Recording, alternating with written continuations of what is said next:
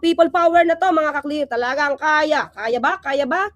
Kaya na ba talagang mapatalsik? At mapaupo ang kanilang poon, mga ka-clear. Dinumog, mga ka-clear. Dinumog talaga. So, pakita ko ha. Kita ko. Ito. 4 na sikat. Dinumog, mga ka-clear. Yan. Dinumog sa. Teka, pakita natin. Ito ay kay, thank you naman, Ate Melby. Ako yung mga 2 watching. Ako po yung isa. Kita niyo ba? Ako po yung isa dyan, ha? So, okay na lang po nito. Papakita ko. Ayan, 2 watching. So, pakita ko po kung gaano sila karami. Ayan. Ayan. Siguro mga 400 sila. Dinumog ang rally. Sa Liwasan Bonifacio po ito, mga clear. Okay? So, pakinggan natin. Pakinggan natin. Okay? From Isabela, pumunta siya dito, si Congressman Kiko from Cavite, nandito siya para suportahan ang pinaglalaban ng ating mahal na Congressman Leandro Legarda. Ay, wala. Ay, wala. Sounds. Sino nagdasal? Si Congressman Leandro para patuloy nating katutunan. Si Congressman Leandro para patuloy nating katutin ang gobyerno, patuloy tayong Ayan guys, dumating na si Congressman na... Okay, ang isang sikat, pumunta. Nandiyan na, mga clear ha. Uy, wait. Kaya ba, wala ako ng kuryente. Wait lang po.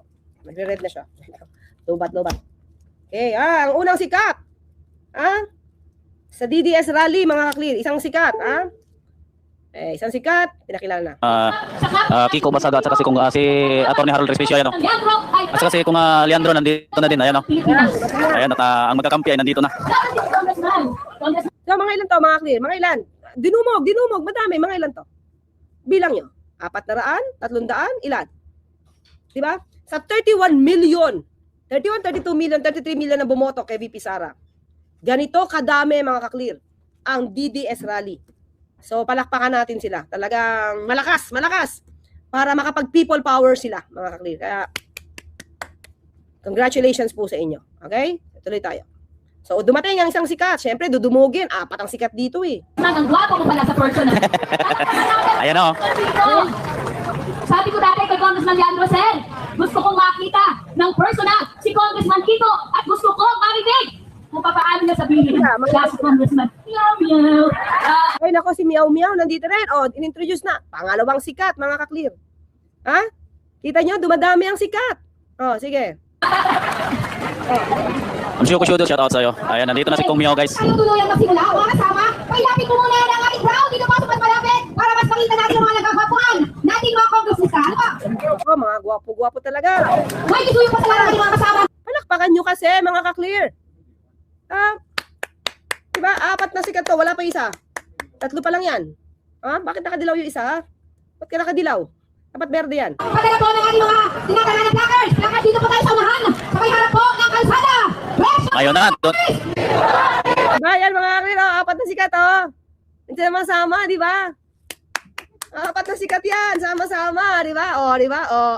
Diba? Sige, tuloy. Wala pa isa, mamaya, surprise, ang isa, mga ka-clear. Surprise! Ayan na sila guys, nandito na. Mga kasama, sunod po kayo sa akin. Pakita na po ng inyo mga tangan-tangan na placards. Mga panood. Grabe. Mga placards. Napaka ng mga nagrarally, mga ka-clear. Excited sila. Diba? Tumayo na kasi kayo. Dali nyo yung mga placards nyo. Sumunod na kayo dun sa sumisigaw. Bilis-bilisan nyo kasi para makita excited kayo. At darating din daw ngayon Diba? si Ayaw pang tumayo, You show your excitement. Congressman Marcoleta, mga kababayan natin, si Marcoleta, yan. Ayan, si Congressman nandiyan na nga, si Paulo Marcoleta. Ang pang-4 na sikat. Nakita nyo? Diba? Ang dami. 4 na sikat, mga ka-clear. Palakpakan natin, Kulang na lang to, hagibis na to. Isa pang sikat. Hagibis. Diba?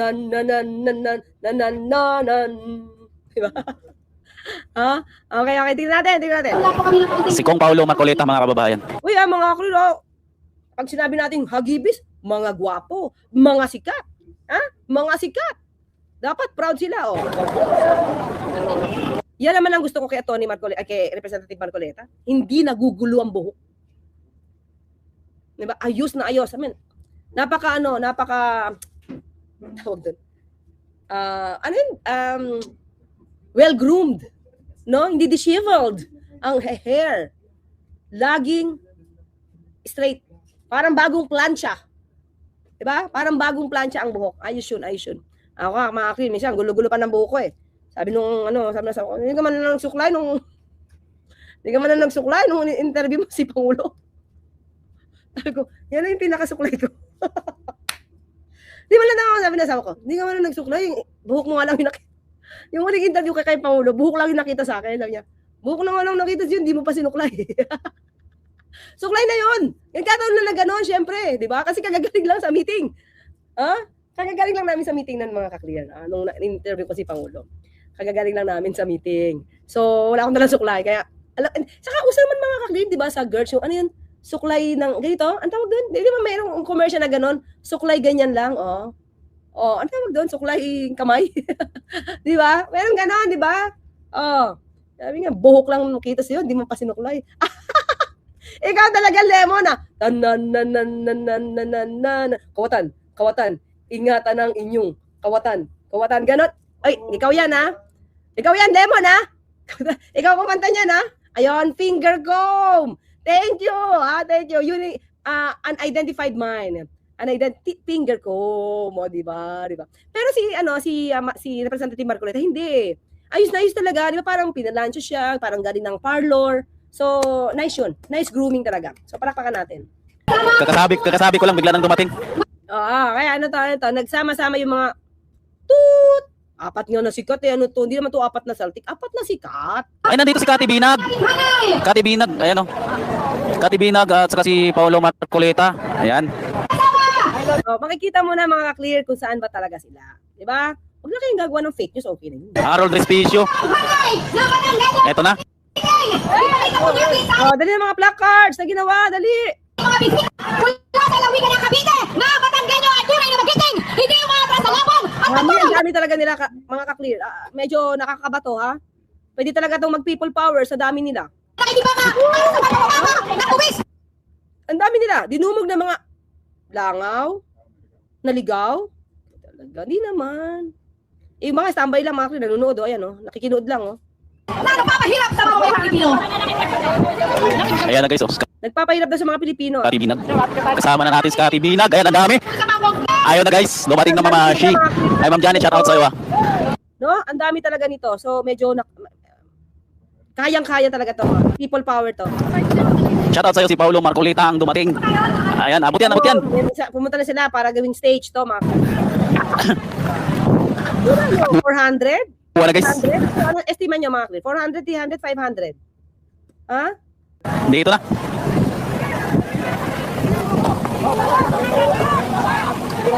Diba? Ayan na guys. Diba? Doon kayo. Ayan. Bilisan nga natin. Pag-isita na sila. Nahuli si Kiko Barsaga. Akit na. Dami yun, taga Batangas yan, Laklis. Talaga? Hinakot? I mean, dinala? Kita natin yung banner nila yan. Punong-puno na. Punong-puno na talaga, mga kakli. Talagang good work, good job. Punong-puno na talaga, hindi iwasan Bonifacio, mga kakli. Hindi mo mahulugang karayom sa dami. Good job, good job. Puno na. Hindi na mahulugang karayom. Parang mo namin sinabi, mga kaklir. Ngayon ko lang yung nadinig, nauna ako Di ko siya nadinig kanina. Tama naman, di mahulugang karayom, mga kaklir. Sa dami talaga. Dami. Pero bakit natawa siya? Hehe, ulit Puno na.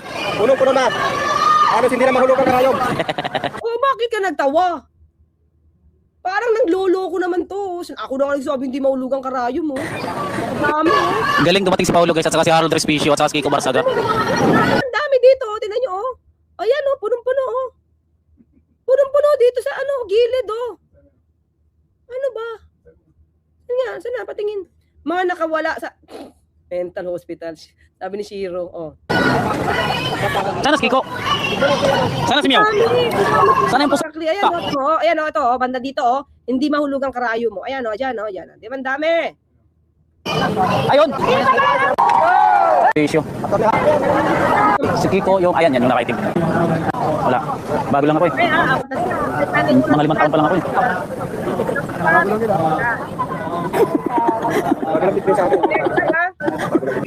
Dapat. Ako yung nagsasalita.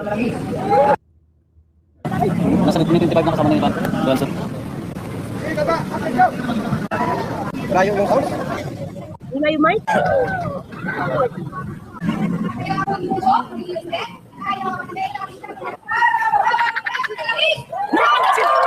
Mga kakli, natin nyo to ha. Yung pinag-usapan nila about langis. Para bang alam na alam nila kung saan kukuha ng langis. At parang alam na alam nila kung paano bababa ang langis. Eh yung Vice President nyo nga eh. Ang sabi para bumaba ang presyo ng langis, kumuha ng langis sa ibang supplier. Huwag yung dadaan sa Middle East. Para mapamura ha. Ang galak Sika na yan. Nakagin tayo. Yes! Nakagin tayo. May DDS rally, oh. Dinumog nga mga kakli. Nakagin tayo, of course. Daming tao. Oo, may talaga. Mga kakli. Siksika na nga yan, oh. Oo, di ba siksika na? Tingnan mo mga kakli, siksika na. Ay, siksika na nga. Siksika, no? Oh, ayan sila. Speech. Ito, sisigaw na naman ba to natin? Siksikan, no? Ayun dito, parte siksikan, mga kliro. So, mangyayari niya, mali naman kasi ang kumuha ito, Ate Melby. Mali ang kumuha dito. Dapat doon ka lang kumuha, doon sa siksikan lang. Kung saan pinagkumpul-kumpul, para kunyari, marami talaga. Huwag kang kukuha ang parte dito, oh. Ayan, oh, tinan mo, wala rito, wala dito, wala, oh. Ilan lang nandito, halos 10. Nandito ka dapat kumuha sa may gitna. Para dito lang, oh, tinan mo mga kliro. Sige natin to. Si BBM! Gusto niyo ba magtrabaho? Si BBM! Tinan mo, galing talaga ni. Marami na malalang dito. Tinan niya siya umaksyon. Action man. Action man. Gusto niyo ba magtrabaho? Si BBM! Galing ni Vice Mayor. Galing talaga. Ha? Ayun, ayos to, ha? Woo! Oh, okay yun, para may excitement. Ang mga BBM! Sino ba ang BBM? Ang mga BBM! Sino ba ako? Doon sa natin gusto. Sorry ba yan? Mahal namin si BBM. Pero ang pagkakaroon niya sila. Ay, bakit mahal namin si BBM? Ay, hindi ka namin mahal si BBM. Bakit hindi ka nagtatrabaho? Ano ang ginawa niya? Sa nakakang panahon! Kundi magtrabaho!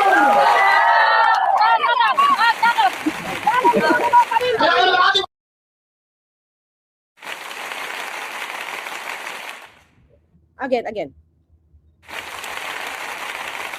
Di ba? Oh, ito pa. Yan. Galing talaga, galing. Okay, sige, next. Second na sikat. Ha? Amazing shoutout, mambing shoutout, Mamarilo, Ma'am Chorley. Tingnan mo, punong-puno mga clear dito. Mali yung shot dito. Alam mo, mali. Nahalatang hindi puno. Hindi yan dapat ganito. Tuturuan natin at doon lang sa gitna yung pinagkumpul-kumpul niyo yung tao at maraming placards, siksikan nyo para talagang magmukhang hindi mahulugan na karayom. Ito, oh, tingnan mo, oh. Nakaano pa. O, tingnan mo yung style nitong pagtayo, mga kaklir. Kita mo to, ito naka-brown, oh. Petiks pantayo. Walang kasiksikan, mga kaklir. Mali kuha, mali to. Director, mali.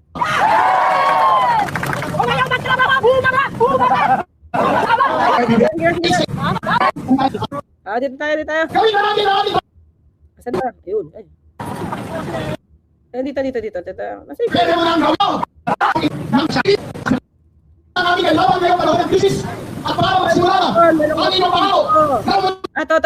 Walang pakialam. Yan. Ito gusto ko speech. Ito. Tama ba? Tama. Ano? Wala kasing palasan. Yan ha. Ito pala, yung nakaraan. Nung panahon, ni Pangulong Arroyo, siya nag-issue ng Executive Order 839 na English niya ang petrolyo, ang mga produkto Oh, petrolyo. kinulit niya yung speech niya doon sa ano mga clear.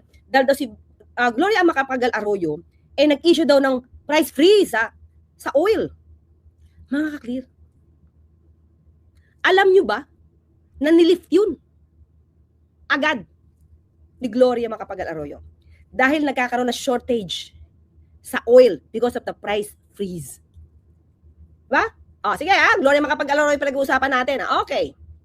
Pero, bakit hindi mo yan sinabi nung panahon ni Pangulong Duterte? Pati siya nag-price freeze. Di ba? Pati siya nag-price freeze. Sige, tuloy Sabi ko, pati na magawa ngayon. Nagawa ni President. Mga clear, actually, binutata na siya dito sa hearing ni Congressman Suntay at saka ni Congressman Kimbo. Dahil pag nagkaroon ng price freeze at mawawala ng supplier na mag-i-import mawawalan tayo ng oil. Mawawalan tayo ng supply ng oil. Dahil yaan, so far, ay hindi naaayon sa oil deregulation law. At pag pinilit mo yan, at yung mga oil companies ay biglang umayaw mag-import dahil lugi, ano ang solusyon mo, Congressman Marcoleta? Saka yung kanyang sinasabi mga kaklin, oil price freeze, wag niyang anuhin kasi maiibang utak ng tao, lalo na yung mga kausap niya, ganyan, di ba? Yung price freeze noon, bagyo lang yun, undoy. Yung ngayong sitwasyon natin, gera sa Middle East. Paano mong pagkukumparahin yan? Hindi mo pwedeng pagkumparahin ang isang bagyo na sa Pilipinas lang nangyari at yung war sa Middle East na global ang impact. Diba? Pero yung 2009, tayo ginagupit ng Odoy. Wala naman nakap. Domestic problem na yung kalamidad lang na pambansa. Ngayon, Diba? Kaya nga, kalamidad lang na pambansa nag-price freeze. Ngayon, global. How can you compare? Mga clear. Di ba sabi ko ang babaw, medyo mababaw. Pero anyway, apat na sikat to, palakpakan natin mga clear. Palakpakan natin. Sige, go. Wala naman nakap pag ganun. Taon na yun, na-increase ang presyo ng langis. Tama ba? Tama. Ano? Wala kasing kanasabi. Nakakausapin mo? Diyan ka talaga Bakit hindi mo kausapin mga clear? Sa akin na dapat mag-rally siya sa oil companies. Alamin niya bakit hindi pwedeng price freeze. At pag nag-price freeze, alamin niya sa mga businessmen. Hindi diyan sa rally na yan. Wala sila masasagot because hindi nila alam ang sitwasyon. Hindi nila alam ang negosyo sa oil industries. Walang pakialam. Dapat ibalik na ang tapang at malasakit sa ating gobyerno. Ay, tapang at malasakit.